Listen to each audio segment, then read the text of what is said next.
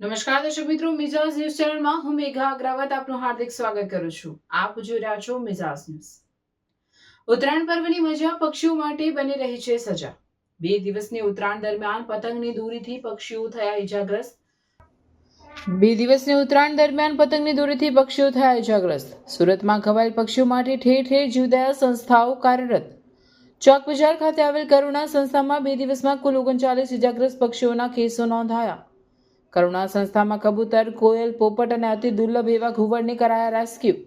કરુણા સંસ્થા દ્વારા લોકોને પક્ષીઓને બચાવવા કરવામાં આવી હતી અપીલ.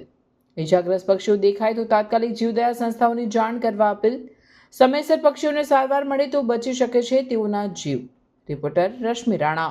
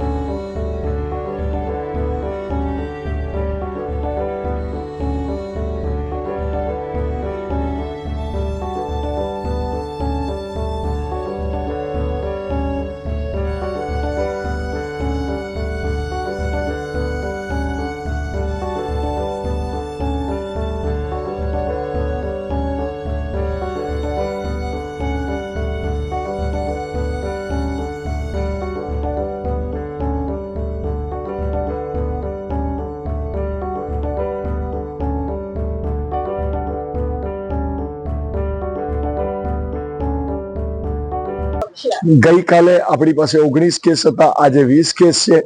એ બી સવારથી ખાલી અત્યાર સુધીમાં એમાં બી 18 કેસ તો હેંગિંગ હતા, જેના લીધે અત્યારે અમે એકને તો બચાવી નથી શક્યા.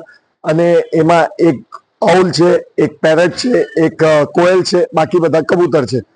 તો અમારી સુરતની જનતાને એક નમ્ર વિનંતી છે કે ગયું એ ભૂલી જઈએ, પણ હજી બી સમય છે, જાગી જઈએ. જેટલી જગ્યાએ પતંગની મજા તો જે રીતે બી ઉડાડી, પણ હવે જેટલી જગ્યાએ બી ધાગા દેખાય એટલીસ્ટ એ ધાગાઓ ઉતારી લો, સોસાયટીઓમાંથી ઉતારી લો અને એ ધાગાઓને કા એસએમસીમાં કા કરુણામાં ક્યાંય બી એવી સંસ્થાઓમાં ડિસમેન્ટલ માટે આપી દો, તો હજી ઘણા પક્ષીઓ બચી શકશે. નહીતર કહેવાય છે દિલ્હી દૂર નહીં, એવી રીતે દિલ્હીની જેવી પરિસ્થિતિ પર્યાવરણની સુરતમાં થતા વાર નહીં લાગે એવું અમારું અનુમાન છે.